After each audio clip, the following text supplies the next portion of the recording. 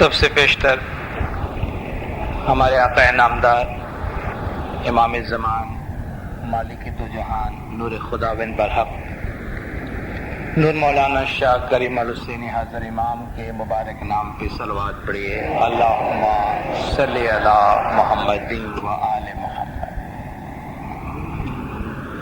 دیندارو،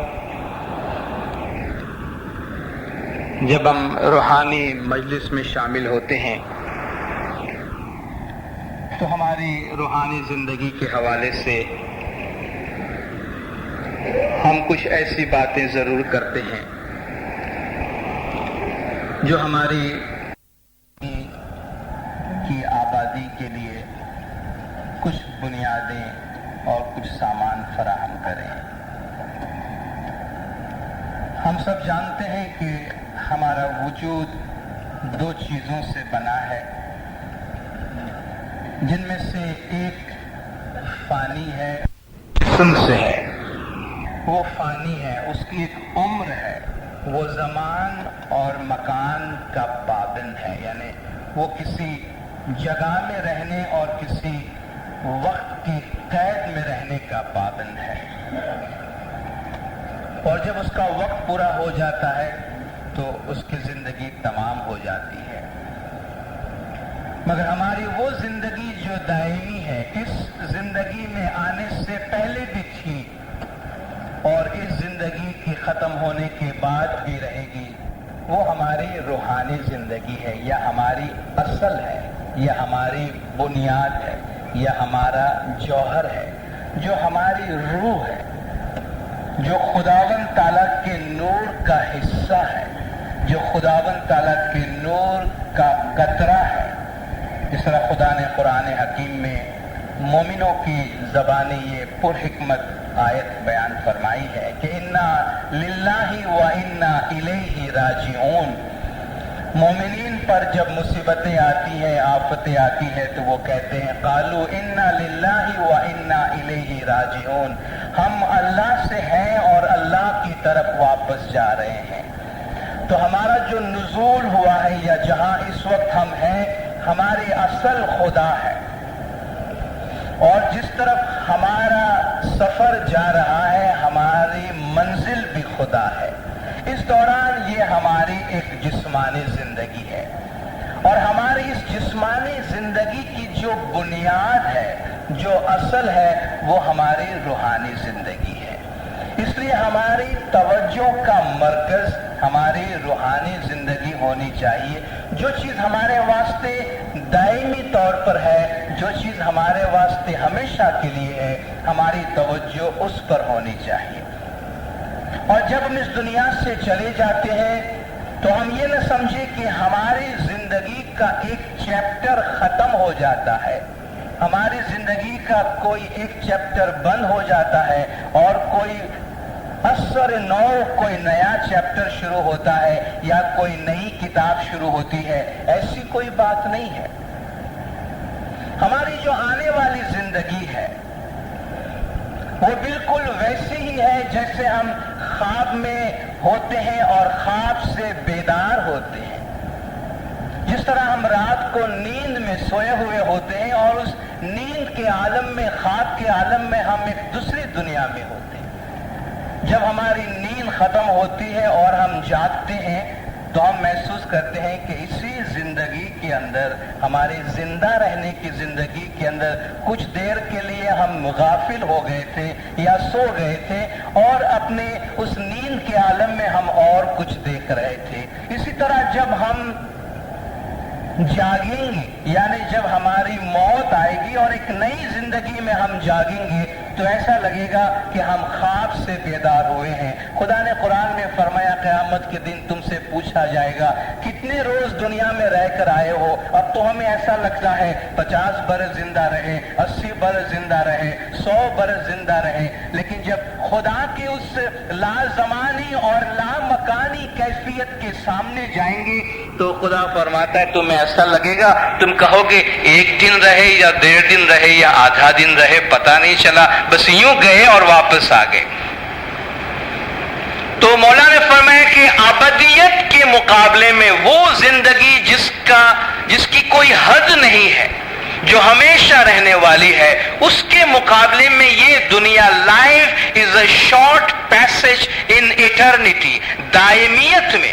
اور دائمیت کا مطلب نہ جس کا کوئی آغاز ہے نہ جس کا کوئی انجام ہے، اس کے اندر ہماری یہ جسمانی زندگی ایک چھوٹا سا راستہ ہے، ایک چھوٹا سا راستہ ہے. اس لیے یہ ہماری زندگی مقصد نہیں ہے، اصل مقصد ہماری وہ دائمی حیات ہے.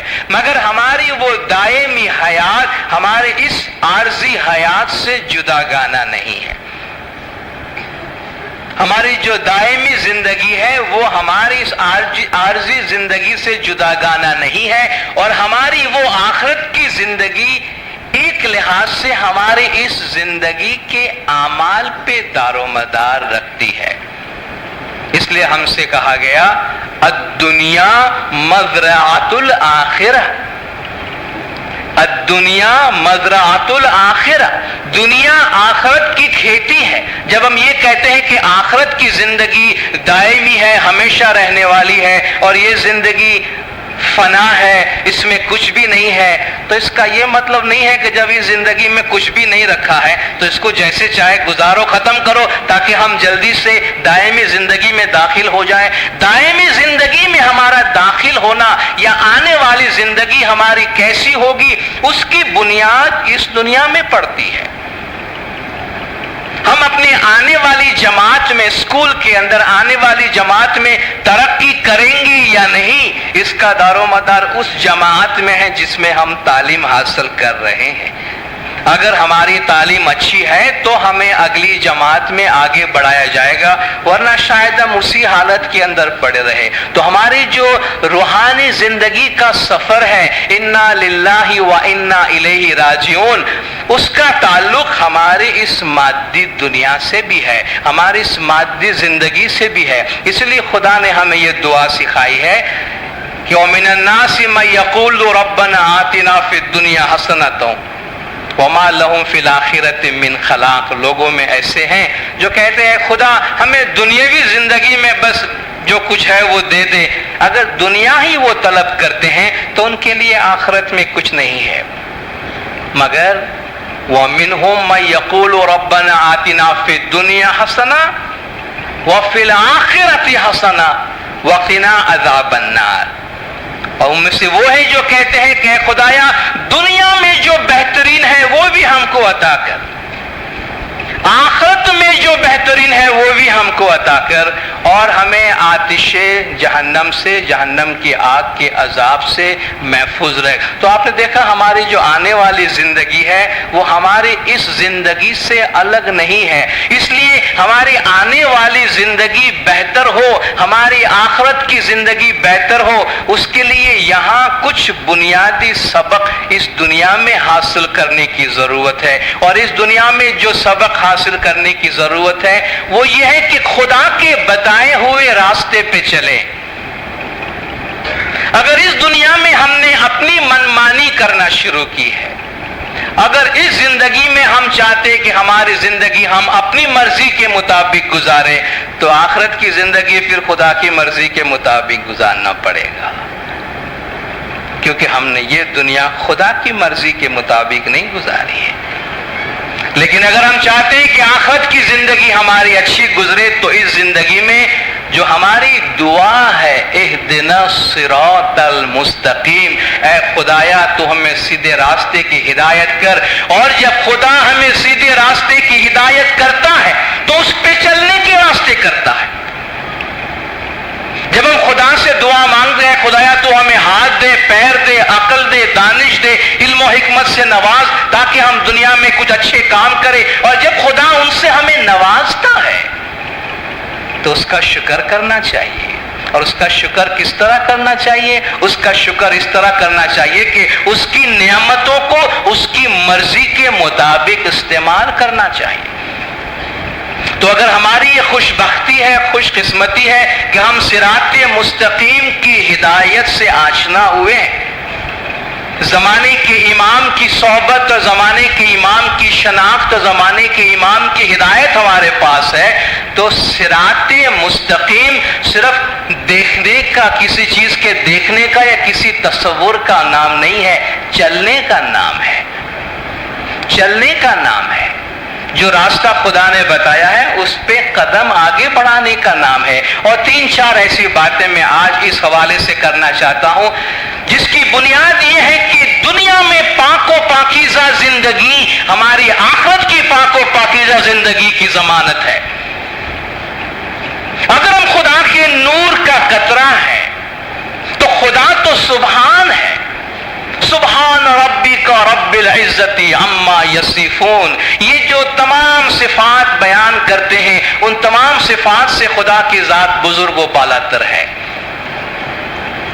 جب ہم اس خدا کی ذات کے قطرے کے طور پر ہیں اور جب ہم دنیا میں آئے ہیں تو مادیت کی کثافت سے، یہ جو جسم کی دنیا میں آئے ہیں، مادیت کی دنیا میں آئے ہیں، اس سے ہم کثافت کی قید میں آ گئے ہیں۔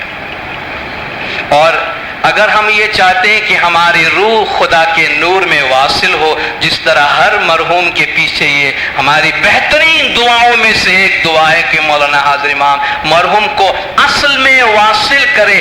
اصل میں واصل ہونے کے لیے اصل کے جیسا ہونا ضروری ہے۔ کیا کبھی کوئی ناپاک کسی پاک میں واصل ہو سکتا؟ کوئی کثیف کبھی لطیف میں واصل ہو سکتا ہے؟ لطیف میں واصل ہونے کے لیے آپ کو لطیف، پھر سے ایک دفعہ لطیف ہونا ضروری ہے۔ پاک میں واصل ہونے کے لیے ایک دفعہ پھر سے پاک ہونا ضروری ہے۔ تو اس دنیا کے اندر روح کی جو پاکیزگی کے سبق ہیں اس کا سیکھنا بہت ضروری ہے اور اس پہ عمل کرنا ضروری ہے۔ اور اس لحاظ سے یہ جو پورا جہان ہے، پوری دنیا ہے، پوری زندگی ہے، ہمارا ایک ایک سانس، ایک ایک قدم ہمارے لیے درس گاہ ہے، تعلیم گاہ ہے، جس میں سے سیکھنا اور اس پہ عمل کرنا ہے۔ اور اس کا بہترین راستہ یہ ہے کہ زمانے کے امام کی ہدایت کے مطابق عمل کیا جائے۔ مولا نے فرمایا کہ آپ باقاعدگی سے جماعت خانے میں آئے اور اپنی عبادت بندگی گزارے۔ لوگ پوچھتے ہیں یہ باقاعدگی سے آنے کی کیا ضرورت ہے؟ اگر ہم امام کو مانتے ہیں، خدا کو مانتے ہیں، خدا کی ذات پہ ہمارا ایمان ہے، تو یہ روزانہ آنے کی کیا ضرورت ہے؟ صبح و شام آنے کی کیا ضرورت ہے؟ زندگی کو زندہ رکھنے کی کچھ چیزوں کی ضرورت پڑتی ہے دیندار۔ ہم کھانا روزانہ کھاتے ہیں، کھانا روزانہ کھاتے ہیں، کم از کم 3 دفعہ کھاتے ہیں، کیا ضرورت ہے؟ کہ بھئی یہ کوئی سوال ہوا؟ نہیں کھائیں گے تو بھوک لگے گی اور زیادہ بھوکے رہیں گے تو مر جائیں گے۔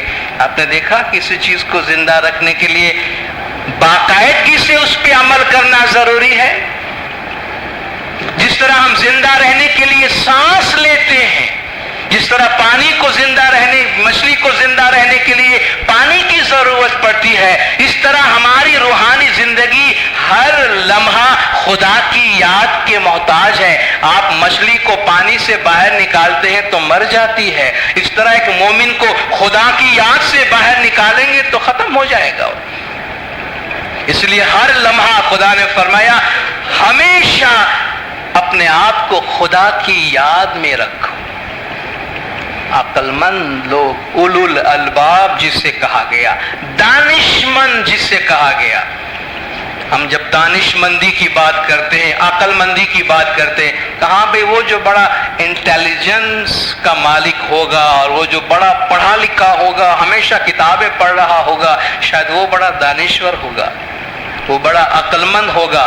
خدا جو عقل مند اولو الالباب کی ڈیفینیشن قرآن میں بتاتا ہے وہ یہ ہے کہ ان فی خلق السماوات والارض واختلاف اللیل والنہار لآیات لأولی الالباب، بے شک زمین اور آسمان کی تخلیق میں اور دن اور رات کے آنے جانے میں عقل مندوں کے واسطے بہت نشانیاں ہیں۔ یہ عقل مند کون ہیں؟ الذین اولو الالباب، الذین اولو الالباب وہ ہیں جو یذکرون اللہ قیاما وقعودا وعلی جنوبہم، جو کھڑے ہیں، بیٹھے ہیں یا لیٹے ہیں، یعنی کوئی کام کر رہے ہیں، بیٹھے ہوئے ہیں یا سوئے ہوئے ہیں، اللہ کا ذکر کرتے ہیں۔ یذکرون اللہ قیاما وقعودا وعلی جنوبہم، گنان میں آپ سنتے ہیں سوتے بیٹھے راہ چلنتے نام صاحب جی کو لیجئے، سوئے ہوئے ہیں یا بیٹھے ہوئے ہیں یا راہ پہ چل رہے ہیں، خدا کا ذکر کرو۔ قیاما وقعودا وعلی جنوبہم ویتفکرون فی خلق السماوات والارض، اور زمین و آسمان کی تخلیق میں غور و فکر کرتے ہیں۔ ایکسکیوز می،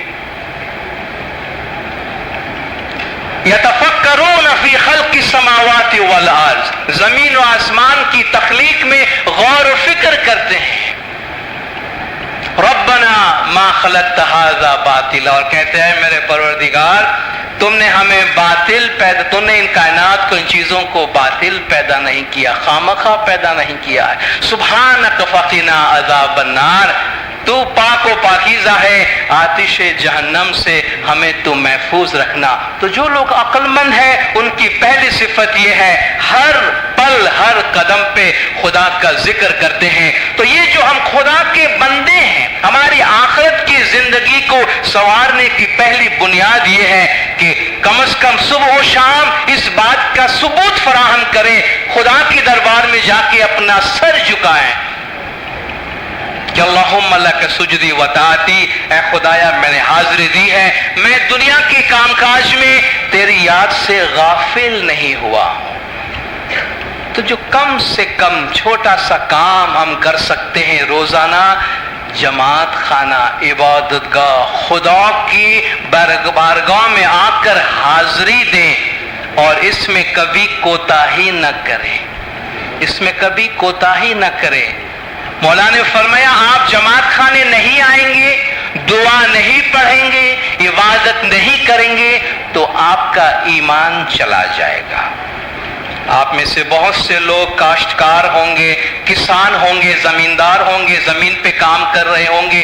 اگر آپ اپنے زمین کو پانی دینا بند کریں گے، اگر اپنے زمین کو کھاد ڈالنا بند کریں گے، اگر آپ اپنی زمین کی حفاظت چھوڑ دیں گے تو زمین سوکھ جائے گی، اس میں سے فصل پیدا نہیں ہوگی۔ تو ہماری روح کی اور ہمارے ایمان کی سنبھال کی ضرورت ہے۔ یہ سن 1900 کی بات ہے، تقریباً 100 سال ہوا۔ امام سلطان محمد شاہ صلوات اللہ علیہ حیدرآباد سندھ تشریف لائے تھے۔ اس قسم کے فرامین ہمیں بار بار سننے کا موقع نہیں ملتا، اور امام ایسے جلال میں بار بار نہیں آتے، مگر کبھی جماعت میں ایسی کوئی بات ہو جاتی ہے تو امام جلال میں آ کر کچھ ایسی باتیں فرماتے ہیں۔ مولا کے سامنے اس وقت مہمانی میں الگ الگ دوسرے جماعتوں کی جماعتیں آتی تھی اور مہمانی پیش کرتی تھی، تو سندھ ہی کی ایک جماعت مولا کے حضور میں حاضر ہوئی۔ اس جماعت کا نام لینے کی ضرورت نہیں ہے اس وقت، یہ بہت پرانی بات ہے۔ تو اس جماعت کو جو مولا کے حضور میں حاضر کیا گیا، خاص طور پہ وہ عبادت گزار ہونے کے دعوے دار تھے، یعنی بیت الخیال کے لوگ تھے۔ تو مکھی نے امام سے عرض کی کہ یا مولا ان کا ایک پرابلم ہے، ان کا ایک مسئلہ ہے۔ مسئلہ یہ ہے کہ یہ لوگ دعا کے ٹائم پہ جماعت خانے نہیں آتے، دعا کے ٹائم پہ جماعت خانے نہیں آتے، باہر بیٹھے ہوتے ہیں، بازاروں میں بیٹھے ہوتے ہیں، دکانوں میں بیٹھے ہوتے ہیں، گپ شپ کرتے رہتے ہیں آپس میں، لیکن جماعت خانے نہیں آتے۔ امام نے فرمایا ادھر آؤ، بہت نزدیک بلا کر امام نے ان کو فرمایا کہ سنا ہے تم دعا کے ٹائم پہ جماعت خانے نہیں آتے، بازار میں بیٹھے ہوتے ہو، دکانوں میں بیٹھے ہوتے ہو، کھیل کود میں لگے ہوتے ہو، گپ شپ میں لگے ہوتے ہو، تم کو کون سے پیر مرشد نے یہ تعلیم دی ہے کہ عبادت کے ٹائم پہ تم بازار میں یا باہر جا کر بیٹھے رہو اور خدا کے گھر میں حاضری نہ؟ تو تم ہمیں جواب دو، کیا ہم نے تم سے کہا ہے؟ تمہارے پیر مرشد نے تم کو یہ کہا ہے؟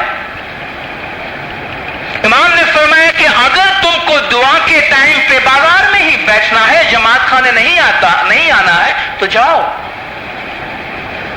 ہم تم کو آزاد کرتے ہیں، تم پر سے ہمارا ہاتھ اٹھا لیتے ہیں، تم پر سے ہمارا سایہ اٹھا لیتے ہیں، جاؤ تم کو جہاں جا کے بیٹھنا ہے وہاں بیٹھو، لیکن اگر تم ہمارے مرید ہو تو ہم تم کو جہاں دعا کے ٹائم پہ بلاتے وہاں آؤ۔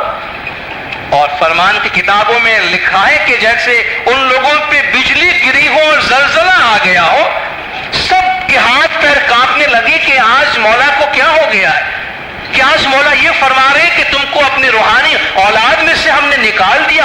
امام نے فرمایا اگر تم کو ایسا ہی کرنا ہے تو جاؤ، ہم تم کو آزاد کرتے ہیں، تم پر سے ہمارا ہاتھ اٹھاتے ہیں۔ بہت دیر وہ مولا کے سامنے بیٹھ کے روتے رہے، عاجزی، گریازاری، معافی مانگتے رہے۔ امام کی آنکھوں میں بھی آنسو آ گئے۔ امام نے فرمایا دیکھو، جب بچے ایسی حرکتیں کرتے ہیں تو باپ ماں کو دکھ ہوتا ہے اور وہ اپنی ناراضگی کا اظہار کرتے ہیں۔ دیکھو ہم اس لیے تمہارے اوپر ناراض ہیں کہ نافرمانی کے ایسے کام نہ کرو کہ جس سے تمہارے امام کو دکھ ہو۔ تم اگر وعدہ کرتے ہو کہ تم باقاعدگی سے دعا کے ٹائم پہ جماعت خانے آؤ گے، ہم تمہیں بخشتے ہیں اور تمہیں معاف کرتے ہیں۔ آج حاضر امام کا بھی یہ فرمان ہے کہ اگر کوئی چیز آپ کے زمانے کے امام کو خوش کر سکتی ہے تو وہ یہ کہ امام کو یہ معلوم ہو کہ ان کے روحانی بچے باقاعدگی سے دعا کے لیے جماعت خانے میں آتے ہیں۔ تو ہمارا دعا کے وقت جماعت خانے آنا، اس سے امام کو کیا فائدہ ہوتا ہے؟ امام کا کیا ہے؟ کیا آپ اللہ اکبر کہتے ہیں تو اللہ کی بڑائی میں اور بڑائی آ جاتی ہے؟ کیا اللہ ہمارے اللہ اکبر سبحان اللہ یا ہمارے اللہم لک سجودی کا محتاج ہے؟ وہ تو ہمیں کہتا ہے کہ اس میں تمہاری بھلائی ہے، تم آؤ تاکہ آگے تمہاری روح کی ترقی ہو۔ تو ہمارے جماعت خانے میں آنے میں امام کا کوئی ذاتی مفاد نہیں ہے، لیکن ماں باپ اگر اولاد کو نصیحت کرتے ہیں تو اولاد کی بھلائی ہوتی ہے۔ تو پاکیزگی کا پہلا درس یہ ہے کہ جہاں تک ممکن ہو اپنے عبادت جماعت خانے کی حاضری کو نہ چھوڑیں اور عبادت کے ٹائم دعا کے وقت یہاں وہاں نہ گزاریں۔ اگر ہم کسی کام میں مصروف ہیں تو خدا کا ذکر کر لیں، خدا کا نام لے لیں، اپنی دعا پڑھ لیں تاکہ اپنے معبود کے ساتھ عابد کا جو رشتہ ہے وہ مضبوط رہے۔ دوسری بات یہ ہے کہ ہمارے وجود کی اندر کی جو پاکیزگی ہے اس کے لیے ہمارے لقمے کا پاک ہونا بہت ضروری ہے۔ ہمارے لقمے کا پاک ہونا بہت ضروری ہے کیونکہ لقمے سے لقمان بنتا ہے۔ ہم جو لقمہ اپنے منہ میں ڈالتے ہیں، جو خوراک اپنے منہ میں ڈالتے ہیں، اس کے ظاہری اور باطنی دو قسم کے اثرات ہوتے ہیں۔ آپ نے اگر صحت بخش غذا کھائی ہے تو اس سے صحت تو اچھی ہوگی، لیکن وہ غذا میں نے کس طرح کمائی ہے، کس طرح حاصل کیا ہے؟ میں نے محنت سے کمایا ہے یا چوری کی ہے، ناجائز کمایا ہے، خدا نخواستہ حلال سے نہیں کمایا، تو اس کے روحانی اثرات میرے وجود پہ پڑیں گے۔ خدا نے جس کا نام قرآن میں زکوٰۃ رکھا ہے، زکوٰۃ کے معنی آپ کے مال سے وہ حصہ نکال دے جس سے آپ کا مال پاک ہو جائے۔ تو سب سے پہلی بات تو یہ ہے کہ اپنی کمائی حق حلال کی ہونی چاہیے۔ ناجائز یا غیر حلال کی کمائی کا ایک لقمہ بھی پیٹ میں ڈالیں گے، مولا نے فرمایا اس میں تمہارا سارا وجود خراب ہو جائے گا۔ جو لقمہ ہم کھاتے ہیں اس سے ہمارا خون بنتا ہے، اس سے ہمارا جسم کام کرتا ہے، اس سے ہمارا دماغ کام کرتا ہے، اس سے ہمارے خیالات بنتے ہیں اور خیالات سے ہمارے اعمال بنتے ہیں۔ تو جیسے ہمارے خیالات ہوں گے ویسے ہمارے اعمال ہوں گے، اور جیسا ہمارا لقمہ ہوگا ویسے ہمارے خیالات بنیں گے۔ آپ کو دنیا میں کوئی ایسا انسان شاید ہی کبھی نظر آئے جس کے بارے میں آپ یہ کہہ سکیں کہ یہ لقمہ تو حلال کا نہیں کھاتا، اعمال بہت اچھا کرتا ہے۔ یہ کبھی ممکن نہیں کہ آپ یہ کہیں کہ یہ چوری اور ڈکیتی کر کے زندگی گزارتے ہیں مگر اعمال کا بڑا اچھا ہے۔ چوری ڈکیتی اس سے وقت برا اعمال ہے تو اعمال اچھا ہونے کا سوال پیدا کہاں سے ہوتا ہے؟ تو خدا روزی زیادہ دے یا کم دے، ان الذین یاکلون فی بطونہم اموال الیتامی، انما یاکلون فی بطونہم نارا، جو یتیموں کا مال کھا جاتے ہیں، یعنی غیر حق کی کوئی بھی چیز اپنے منہ میں ڈالتے ہیں، وہ انگارے کھاتے ہیں، آتش کھاتے ہیں اپنے لیے۔ تو خدا رزق زیادہ دے یا کم دے، اس پہ خدا کا شکر کرنا چاہیے، مگر ایک بات ذہن میں رکھیں کہ پہلے یہ معلوم کریں کہ میری کمائی جائز، حق اور حلال کی ہے۔ اگر ہماری کمائی میں، لقمے میں کہیں بھی مسئلہ ہے تو ہمارے اعمال درست نہیں ہوں گے اور ہمیں باطنی پاکیزگی، باطنی صفائی کبھی بھی نصیب نہیں ہوگی۔ تو صرف یہ جو پہلا سٹیج ہے، صرف حق کی کمائی، جائز کمائی سے بات مکمل نہیں ہو جاتی۔ خدا فرماتا ہے کہ آپ حلالن طیبن لقمہ اپنے منہ میں ڈالیں، حلالن طیبن، پہلے تو وہ حلال کی کمائی ہو اور اس میں سے امام کا حق دسون مال واجبات آپ ادا کریں، خدا کا حق دسون مال واجبات ادا کریں، اس کے بعد آپ کا جو مال ہے وہ صحیح معنی میں پاک ہوتا ہے۔ مولا کا ایک فرمان ہے کہ تمام حقیقی اسماعیلی اس بات کو یاد رکھیں کہ دسوند is the foremost of all duties and without it there is no foundation، یعنی دسوند مال واجبات دہ یقی ہمارے مذہب کی بنیاد ہے اور اس کے بغیر کوئی فاؤنڈیشن نہیں۔ جسٹ ایز وداؤٹ دعا even 2 minutes each time there is no foundation for other prayer، جیسے کہ دعا کے بغیر عبادت کی بنیاد نہیں ہے، اسی طرح دسوند مال واجبات کے بغیر مذہب کی بنیاد نہیں ہے۔ اب کوئی یہ سوال کرے گا ہماری کمائی اتنی تھوڑی سی ہے، ہم لوگ غریب ہیں، ہم ویسے ہی لوگوں کی امداد پہ چل رہے ہیں، اس میں سے خدا کا حق دسون مال واجبات کیسے نکالے؟ یہی تو آزمائش ہے، یہی تو امتحان ہے۔ لوگ کہتے ہیں ہم خدا یہ غریبوں سے کیوں مانگتا ہے؟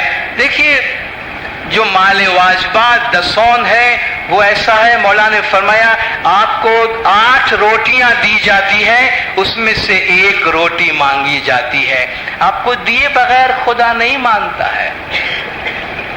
پہلے خدا ہم کو رزق دیتا ہے، اس رزق میں سے جو خدا کا حق ہے وہ خدا مانگتا ہے۔ آپ میں سے میں تھوڑا سا یہ خلاصہ کر دوں، جو ہم انڈین ٹریڈیشن والے دسون کی بات کرتے ہیں، دسون دہ یقی ہے، 10واں حصہ ہے، ہماری کمائی میں سے 10واں حصہ امام کو دیتے ہیں، جو سارے اسماعیلی دیتے ہیں، دسون 10% ہے، مگر جو انڈین خوجہ اسماعیلیز ہے وہ 2.5% پیر کا حق دیتے ہیں، اس طرح وہ 12.5% دیتے ہیں۔ اس لیے آپ اس کو کنفیوز مت کیجیے گا۔ جو ہمارے نان خوجہ برادران یہاں موجود ہے افغانستان سے یا ناردرن ایریا سے، ان کے لیے دسون 10% ہے، 10% ہے، جیسا کہ وہ جانتے ہیں، تو اس کو کنفیوز کرنے کی کوئی ضرورت نہیں ہے۔ بات جو میں عرض کرنا چاہ رہا ہوں وہ یہ ہے کہ امام کا حق دسون مال واجبات ہماری روحانی ترقی اور ہماری آبادی کی ضمانت ہے۔ مولا کے حضور میں ایسے کتنے لوگ گئے ہیں، کچھ غریب لوگ تھے، ان قرضدار، وہ جا کے مولا سے گزارش کرتے ہیں کہ یا مولا ہمارے اوپر قرض ہے۔ امام نے فرمایا دیکھو دسون ادا کرو گے تو اس سے آزاد رہو گے۔ کچھ زمیندار کسان قسم کے لوگ مولا کے حضور میں آئے ہوئے تھے اور مولا نے ان سے پوچھا کہ عام طور پر جو زمیندار ہوتے ہیں، کسان ہوتے ہیں، کاشتکار ہوتے ہیں، ان پہ بڑا قرضہ ہوتا ہے، تو تم بتاؤ تم پہ کتنا قرض ہے؟ کہتے خدا کا شکر ہے آپ کا ہم پہ کوئی قرض نہیں ہے۔ امام نے فرمایا دیکھو یہ دسون کی برکت ہے، یہ مال واجبات کی برکت ہے، تم مال واجبات ادا کرتے ہو، تم قرض کی لعنت سے آزاد ہو۔ کچھ لوگ آئے کہتے یا مولا ہم بڑے پریشان ہیں اور بہت دکھی ہیں۔ امام نے فرمایا دیکھو دسون ادا کرو، دسون ادا کرو، دسون ادا کرو، یہ تمہارے سکھ کی ضمانت ہے۔ دیکھیے ہماری 10 روٹی میں سے امام کی 1 روٹی کھا کے ہم آباد نہیں ہو جائیں گے، اتنا یاد رکھنا۔ لیکن امام نے فرمایا کہ ہمارا پیسہ اگر تمہارے پیٹ میں جائے گا تمہارا ایمان خراب ہو جائے گا۔ میں ایک بات کی ضرور وضاحت کرنا چاہتا ہوں کہ ہم یہ نہ سوچیں کہ یہ کیسا امام ہے، کہ ہم میں سے بہت سے لوگ ایسے ہیں جو تکلیف میں ہیں، مشکل میں ہیں، آفت میں ہیں، جو غریبی کے لیول پہ اپنے آپ کو محسوس کرتے ہیں، کہتے بھائی ہم تو چاہتے ہیں کہ ہماری امداد کی جائے، اور یہاں آ کر آپ کہتے ہیں کہ ہمیں جو کچھ مل رہا ہے اس میں سے امام کا بھی حق نکالو۔ دیکھو، اگر آپ کا بچہ آگ سے کھیل رہا ہے اور وہ آگ انگارے کا ٹکڑا اٹھا کر اپنے منہ میں ڈالتا ہے تو آپ اپنے بچے کا ہاتھ روکیں گے یا نہیں روکیں گے؟ اگر آپ کا بچہ کوئی گندی چیز اٹھا کر اپنے منہ میں ڈالتا ہے تو آپ اپنے بچے کا ہاتھ روکیں گے یا نہیں روکیں گے؟ اور آپ اپنے بچے کا ہاتھ روکیں گے تو کیا آپ یہ کہیں گے کہ ماں باپ ظالم ہیں، بچے کو انگارے نہیں کھانے دیتے، بچے کو کوئلہ نہیں کھانے دیتے ہیں، بچے کو مٹی نہیں کھانے دیتے ہیں، بچے کو زہر نہیں کھانے دیتے ہیں؟ کیسے ماں باپ بچے پہ ترس بھی نہیں آتا؟ کیا بچے کو زہر کھانے دینا بچے پہ ترس آنا ہے؟ آپ مار کے بھی بچے کو منع کریں گے کہ یہ تیرے کھانے کا نہیں ہے۔ تو امام جو چیز ہم سے مانگتے ہیں وہ امام خود کھانے کے واسطے نہیں مانگتے ہیں، یہ قدرت کا قانون ہے کہ زکوٰۃ آپ کے مال کا میل ہے۔ زکوٰۃ جو ہے وہ ہمارے مال کی گندگی ہے۔ بازار سے کوئی چیز خرید کے لاتے ہیں تو دھو کے آپ مچھلی لاتے ہیں تو مچھلی کا کچھ حصہ نہیں کھانے کا ہے، وہ نکال کے پھینک دیتے ہیں نا، سب چیز تو نہیں کھاتے ہیں۔ فروٹ بھی لاتے ہیں، کوئی بھی چیز لاتے ہیں، سارا کا سارا نہیں کھاتے ہیں، کچھ نہیں کھانے کا ہوتا ہے، اس کو پھینک دیتے ہیں، چھلکا پھینک دیتے ہیں۔ اسی طرح مال میں سے بھی سارے کے سارا کھانے کا نہیں ہوتا ہے، وہ میل ہوتا ہے، وہ دوسرے کا حق ہے، اور جس کو ہے اس کے حوالے کرو، کیونکہ میل کھائیں گے تو جو اچھا ہم نے کھایا ہے اس کو بھی میلا کر دے گا۔ تو یہ نہ سمجھے کہ امام کو یہ پتا نہیں ہے کہ یہ غریب ہے یا امیر ہے۔ امام تو صاف بات کرتے، امام کو یہ بات رکھی گئی، یا مولا غریب کہتے ہیں کہ ہمیں تو پورا بھی نہیں ہوتا، دسون کیسے نکالے؟ امام نے فرمایا اماں امام تم کو 8 روٹی دیتا ہے، پہلے امام تم کو 8 روٹی دیتا ہے، پھر تم سے کہتا ہے کہ 7 روٹی کھانا، اس میں سے ایک مت کھانا، وہ تمہارا نہیں ہے۔ یہ آزمائش ہے، یہ امتحان ہے، اور اگر ہم چاہتے ہیں کہ اپنے ایمان میں اور اپنی روحانی زندگی میں مضبوطی سے قائم رہے تو دسون کے آزمائش پہ کبھی بھی ناکام نہیں ہونا۔ جہاں جہاں لوگوں نے غلطی سے امام کا پیسہ اپنے پیٹ میں ڈال دیا، مکی کامڑے صاحبان یہاں بیٹھے ہیں، ہماری جماعت میں ایک اچھی سی روایت ہے، آپ بھی شاید دیکھتے ہوں گے کہ مال امام سے اتنا خوف رکھتے ہیں لوگ، دسون کا پیسہ بھی گھر میں نہیں رکھتے، جلد سے جلد جماعت خانے بیچتے ہیں۔ یہ لوگ جو مال امام کو ہاتھ لگاتے ہیں، مکی صاحب، مکیانی صاحبہ، یا وہ لوگ جو پیچھے ریزگاری پہ بیٹھتے ہیں، جو آدمی مال امام کو ہاتھ لگاتا ہے وہ گھر جانے سے پہلے جماعت خانے میں ہی اپنا ہاتھ دھو لیتا ہے، اپنا ہاتھ صاف کر لیتا ہے، کیونکہ وہ کہتا ہے امام کے پیسے کا اثر بھی میرے ہاتھ کے ساتھ میرے گھر پہ نہیں آنا چاہیے، یعنی اس پیسے کے ذرات بھی میرے ہاتھ میں نہیں رہنا چاہیے۔ اس حد تک اپنے آپ کو ان چیزوں سے دور رہنا چاہیے، یہ ہمارے اپنے حق میں ہے۔ تو خدا کی یاد، خدا کے ذکر میں رہنا، اور امام کہا کہ 10واں مال واجبات، اور تیسرا یہ جو خدا نے ہمیں اتنی بڑی نعمت دی ہے، یہ ہمارا جسم، جس کی وجہ سے ہم اپنی روحانی زندگی کے لیے کچھ کام کر سکتے ہیں، چل پھر سکتے ہیں، عبادت کر سکتے ہیں، خدا کو یاد کر سکتے ہیں۔ سب سے بڑی خدا کی نعمت انٹلیکٹ، ہماری عقل، جو خداوند تعالیٰ کے علم کا تخت ہے، اس کی سنبھال کرنا، اس کی حفاظت کرنا، یہ جو ہمارا جسم ہے یہ خدا کی نعمت ہے۔ یہ ایک ایسی سواری ہے جس کو سنبھالنا بہت ضروری ہے تاکہ روح جو ہے اس پہ سوار ہو کر آگے سے آگے جا سکے. اس لیے کسی ایسی عادت میں اپنے آپ کو ملوث نہ کرے جو اس نعمت کو داغدار کرے. ہم دنیاوی طور پر بھی اس میں پریشان ہوتے ہیں اور باطنی طور پر روحانی طور پر بھی پریشان ہوتے ہیں. اور وہ کیا ہے؟ وہ کچھ بری عادتیں ہیں جس میں ہمارا کچھ بھلا ہونے والا نہیں ہے. جب ہمارے وقت خراب ہوتے ہیں یا ہم تکلیف کی حالت میں ہیں، اس کا یہ مطلب نہیں ہے کہ ہم بری عادتوں میں پڑ جائیں. ہمارا مذہب اتنا اچھا ہے اور ہمارے امام نے اتنا اچھا راستہ بتایا ہے. میں چند چیزوں کا صرف ذکر اور نام لے کر اپنی جگہ لوں گا. خدا نہ خواستہ ہم میں سے کوئی بھی اگر ان چیزوں میں ملوث ہے تو اپنے آپ کو اس سے آزاد کریں، اپنی عزت کریں، اپنی قیمت کریں. ہمیں جو خدا نے، ہم ہمیشہ اپنے نام اور اپنی شخصیت اور اپنی چیزوں کی اتنی قدر کرتے ہیں، تو ہم اپنی قدر خود کیوں نہیں کرتے ہیں اپنے جسم کی اور اپنے وجود کی؟ کیوں ہم ایسی بری عادتوں میں جا کر اپنے آپ کو بیچارگی اور لاچاری کی حالت میں پھینک دیتے ہیں؟ خدا چاہتا ہے یہ پوری کائنات ہماری غلام بن کے رہے، ان پر ہماری حکمرانی ہو. لیکن کتنی افسوس کی بات ہوگی کہ ہم انسان ہماری کچھ بری عادتوں کے غلام بن کے رہ جائیں کہ جو ہمیں کنٹرول کرے، بجائے اس کے کہ اس پوری کائنات کو ہم کنٹرول کرے. ہم چھوٹی چھوٹی نشہ آور چیزوں میں مبتلا ہو کر ان چیزوں کے غلام بن جاتے ہیں اور خدا کے اتنی بڑی نعمت کو بیکار اور ضائع کر دیتے ہیں. یہ محض ہمارا جسم نہیں ہے، ایک وجود ہے، ایک روح ہے، خدا کے نور کا ایک قطرہ ہے. اس کے ساتھ مذاق نہیں کرنا چاہیے، اسے اتنے سستے داموں بیچ نہیں دینا چاہیے.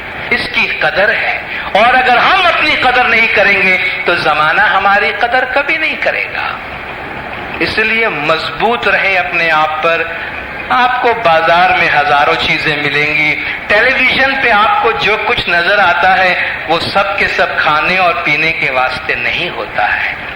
وہ تو ان کا کاروبار ہے، ان کو اس بات سے کوئی دلچسپی نہیں ہے کہ آپ کی صحت پہ اس کا کیا اثر پڑ رہا ہے. پہلے آپ کو سگریٹ پینے کی ترغیب دیں گے، پہلے آپ کو سگریٹ پینے کی حوصلہ افزائی کریں گے اور پھر چپکے سے لکھ دیں گے تمباکو نوشی صحت کے لیے مضر ہے، جو کسی کی سمجھ میں آیا نہیں آیا. بھئی جب صحت کے لیے مضر ہے تو آپ کیوں کہتے ہیں کہ آپ پیئیں اور آپ کیوں بتاتے ہیں؟ یہ ہماری زندگی کا تضاد ہے. اس لیے ان کو دیکھنے جائیں گے، ان کو ہماری صحت سے، ہماری زندگی سے کوئی دلچسپی نہیں ہے. ان کو اپنے پیسے کمانے میں دلچسپی ہے. ہمیں ہماری قدر ہونی چاہیے.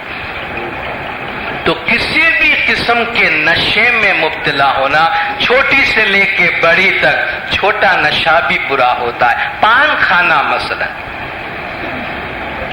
پان چبانا، اس نے تو ہمارے ملک کو بھی دنیا میں بدنام کر دیا ہے. آپ مڈل ایسٹ میں جاتے ہیں تو پان بیچنا انہوں نے پابندی لگا دی، کیوں کہتے ہیں یہ جو آتے ہیں انڈیا پاکستان کے لوگ پان کھا کے تھوکتے ہیں اور ہمارا ملک گندا کر دیتے ہیں.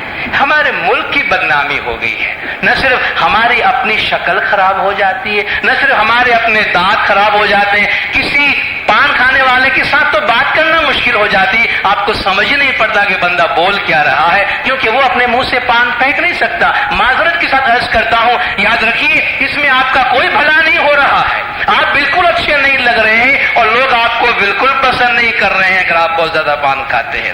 کسی کا بھلا، ہم خود اس کے اتنے، کبھی کبھی خیال آتا ہے کہ دن بھر تو ان کے منہ میں کچھ نہیں ہوتا ہے، یہ رات کو سوتے کیسے ہوں گے؟ کہ رات کو منہ میں پان ڈال کے صبح تک نکالتے ہوں گے منہ میں سے؟ کیسے، مطلب زندہ کیسے رہتے ہیں لوگ؟ یعنی آپ دیکھیے اتنی چھوٹی چیز کے ہم کیسے غلام بن جاتے ہیں اور پھر اپنے علاقے کو بھی گندا کرتے ہیں، اپنے وجود کو بھی گندا کرتے ہیں. سپاری کا نشہ ہوتا ہے، کوئی گھٹکا نکلا ہے پتہ نہیں، کوئی پان پراگ ہے، یہ ساری چیزیں کیا ہے؟ کوئی سگریٹ ہے، تمباکو ہے، اور اس سے آگے چل کر نشہ وہ چیزیں ڈرگ. یہ صرف اور صرف تباہی کے سامان ہے۔ آپ کہیں گے بھئی روحانی مجلس میں آپ کیا بات کر رہے ہیں؟ میں نے پہلا ہی جملہ یہ کہا تھا کہ ہماری روحانیت کا سفر ہماری دنیاوی زندگی سے شروع ہوتا ہے۔ یہاں نشہ کر کے ہم وہاں روحانی آباد زندگی نہیں بنا سکتے، کبھی یاد رکھیے گا۔ یہ دونوں چیزیں ایک دوسرے سے جدا گانا نہیں ہے۔ من کان فی ہذہ اعمی فہو فی الآخرۃ اعمی واضل سبیلا، جو یہاں اندھا ہے وہ وہاں بھی اندھا ہے۔ جو یہاں خدا کی اس دنیا میں خدا کی نعمتوں کا استعمال نہیں کر سکا تو وہاں کیا کوالیفائی کرے گا خدا کے حضور میں؟ وہ بولے گا تو نے دنیا میں میری نعمت کو نہیں سنبھالی تو میری جنت کو کیا سنبھالے گا تو، اور جنت کا مستحق کیا بنے گا تو؟ تجھے اتنی نعمت دنیا میں دی، اس کو تو نے ٹھکرا دی تو شاید تو میرے جنت میں رہنے کے قابل نہیں ہے۔ تو ہماری آخرت کی زندگی کی آبادی یہاں سے شروع ہوتی ہے۔ تو زمانے کے امام کی جو ہدایات، نعمتیں اور رحمتیں ہم پہ حاصل ہے، ان کا شکرانہ ادا کرے۔ شکرانے کا بہترین طریقہ یہ ہے امام کی فرامین پہ عمل کرے، اپنی دنیاوی زندگی کو پاک اور صاف ستھرا رکھے، ہماری آخرت کی زندگی خود بخود آباد ہو جائے گی۔ آپ نے خاموشی سے سنا، آپ سب کا بہت بہت شکریہ۔ خدا بندر مولانا شاہ کریم الحسین حاضر امام ہمیں اپنے مذہب کی تعلیم پہ عمل کرنے کی توفیق عطا فرمائے۔ مولا کے جماعت کے تمام گناہ معاف کرے، سب کی نیک امیدیں پوری کرے، آخری دم تک ایمان سلامت رکھے، سکھی سلامت و آباد رکھے، دیدار نصیب کرے۔ صلوات پڑھے دندار، اللہم صلی علی محمد۔